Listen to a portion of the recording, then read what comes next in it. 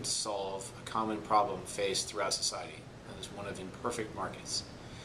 We often find ourselves as a society with problems that are so entrenched or so expensive or intractable in terms of ways to solve them that the government must step in, and that's exactly what they were trying to do with the NSTIC.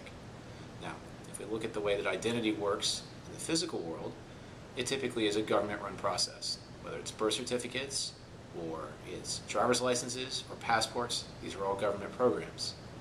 With Identities for Cyberspace, the government has come up with a more sophisticated, more savvy approach. Now, learning the lessons of the national ID, they realized that for whatever reason, the citizens of this country do not trust the U.S. federal government. They fear a big brother effect. And so the NSTIC takes into account and in fact assumes that commercial providers will provide identity services online. Now the sophistication part is that not one size fits all.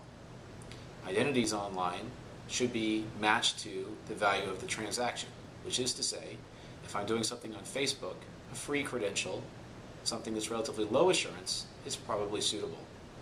If I'm doing a $1 million bank transfer, I likely want a very high assurance, perhaps somewhat costly identity credential to ensure that I'm really me before I do such a high value transaction.